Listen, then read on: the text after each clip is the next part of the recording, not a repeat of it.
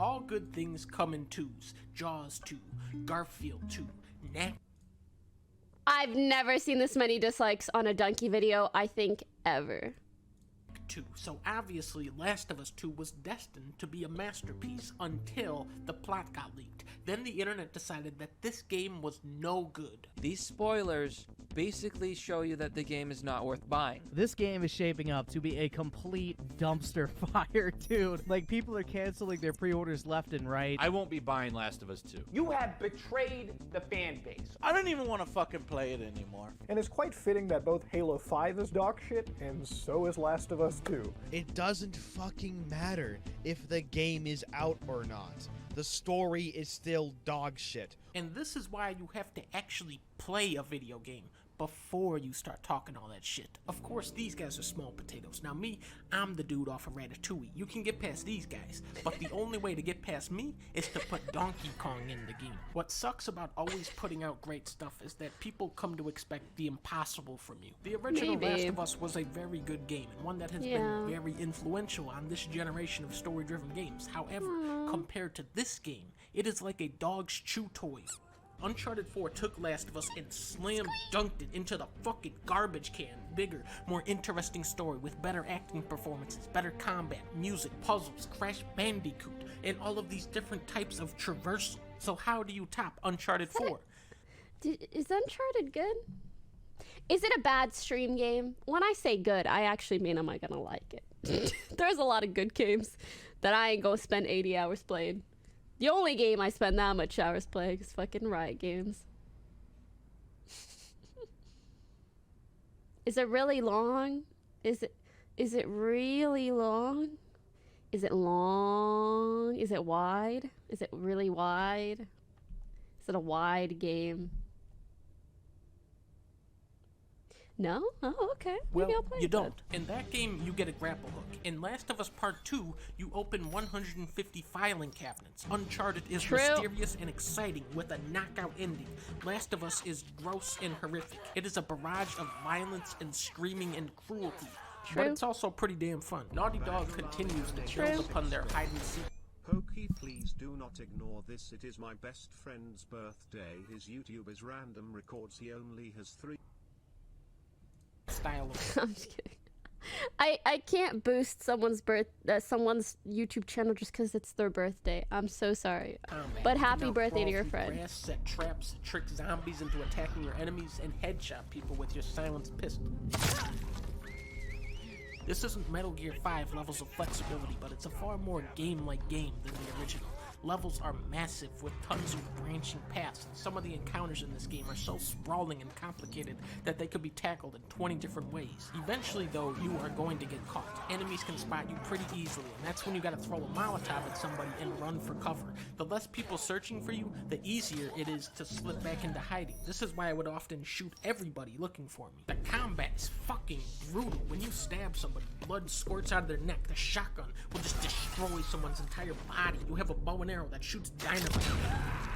Enemies cry out for their fallen comrades and beg for their lives. It's all the grotesque gore that people desire from this type of game, taken to such a degree where you go, Jesus Christ. In a stroke of absolute genius, they have taken inspiration from the classic game of Rogue Warrior. When Ellie kills somebody, she'll sometimes call them a swear word.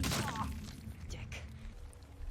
Sleepy time, you fucking motherfucker. It can't live up to its mind-blowing E3 trailer, but this is easily one of the best-looking games out there.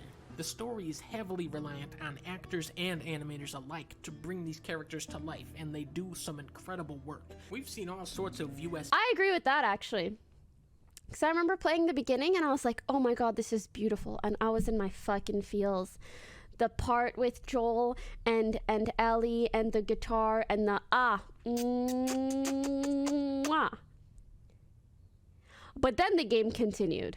Cities in video games: New York, Boston, San Francisco, New York, Hong Kong, Chicago, Los Angeles. Even New York is in some games, but it's cool to see a place I'm actually familiar with realized in a game of this caliber. Seattle.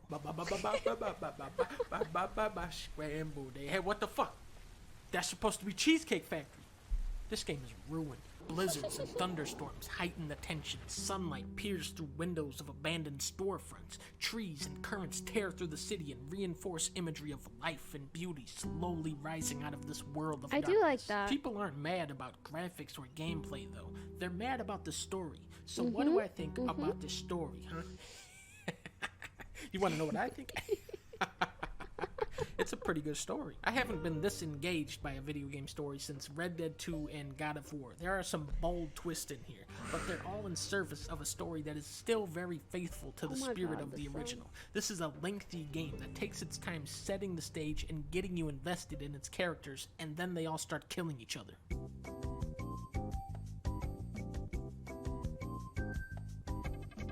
Turns out we got bamboozled.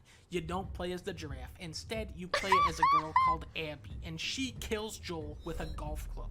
How are you gonna kill off the main guy? That's everybody's favorite guy. Yeah. Honestly, I think Ellie should track down this Abby character and kill her, see how she likes it. Now that would be a good storyline. The truth is, I don't know why people are mad at this game, because they don't know why they're mad. Fans are obviously very attached to Joel as a character, and that's why killing him off is such a powerful way to ignite a revenge story. I don't know anything about this Abby person, but you fucking killed Joel with golf of all sports? No way. I'm coming to shoot this big dumb muscle bitch. And been loving the react content to the black YouTuber community. Glad to see the hilarious content seeing more clout. Would be cool to see maybe some kind of collab between y'all. Like maybe an RDC or Caleb City video cameo appearance. Just my opinion too.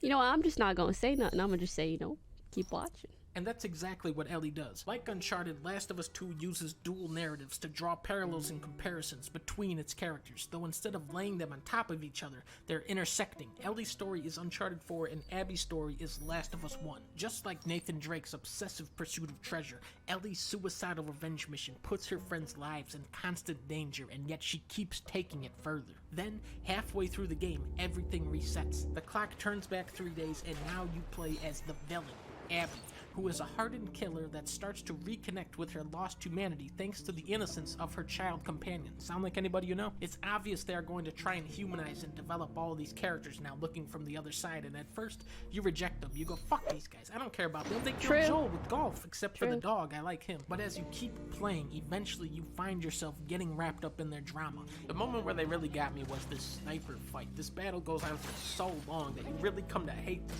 fucking sniper guy, but by the time you reach him, you realize, wait a minute, no, I really like that guy. Ellie's side of the story is very focused and simple. Abby's side is messy and complicated with a bunch of new characters running around doing crazy shit in the middle of a war zone. It's very entertaining. Here you go. Whenever you get done with that video, some mind-blowing movie theories. Trying to connect the dots between both sides of the story, and I imagine there's a lot of details you won't even catch until you go back and play through it again. A character you've already encountered as Ellie will show up in the back half of the game and you'll go, hey, I remember that guy. Characters will do things you won't agree with, and you'll have to turn your brain on and attempt to empathize with them. In the world of Last of Us Part 2, one hateful act begets another, but a selfless act can also be contagious. The story is not as airtight as Joel and Ellie's journey across the United States, but conceptually, this sequel is far more creative. So I give this game a 4 out of 5. Shut the fuck up, Leafy.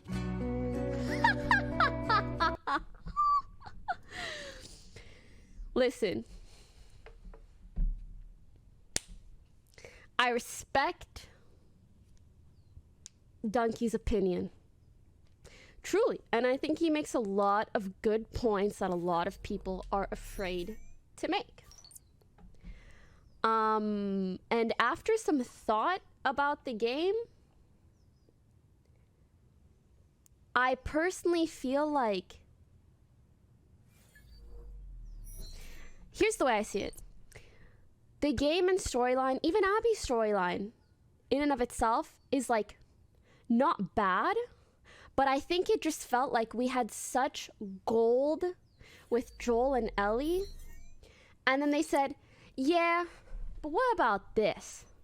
And then all of our excitement and anticipation for one thing just went out the fucking window. And personally speaking, I don't love the order and pacing. There's a lot of aspects to the story that I really enjoy. Even even things that are kind of like human and a bit mundane, like, oh, like relationship issues or pregnancies or families or kids or this. I actually still find that sort of thing interesting. However, I was thinking, what if it was like, what if the pacing was different? So we got to meet Abby, empathize with her, and then she killed Joel. Maybe I would like, I feel like that would have been more exciting in and of itself. But maybe that's just me. And maybe it's more of just like a what if, easier to think about than it is to actually play through something. I also really hated how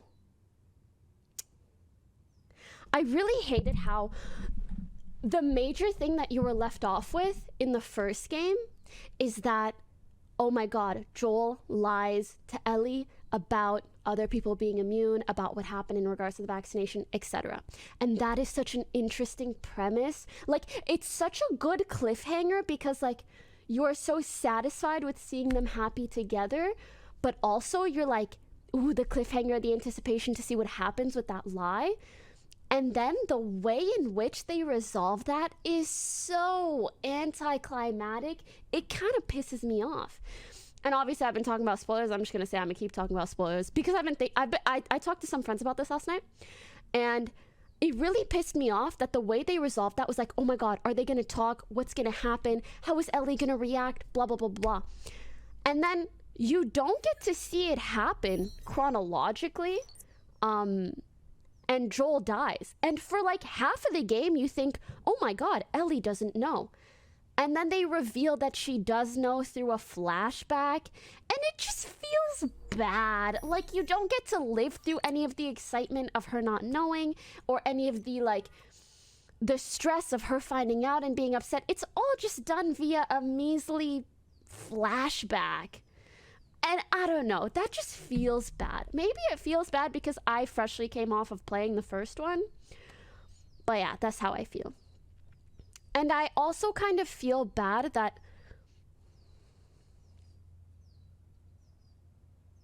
a storyline that could have been good on its own is being shat on just because it replaced something that people were really excited about. So just because I don't like the direction that the series took and the pacing and the order and all of that doesn't mean that the storyline is bad. It doesn't mean that all the stuff they included was just like SJW-esque. I understand why people felt like it was a bit forced, and maybe some aspects of it were forced, but I don't want people to just like paint the whole thing with a this was shitty brush and like including relationships like this is bad. And you get what I mean?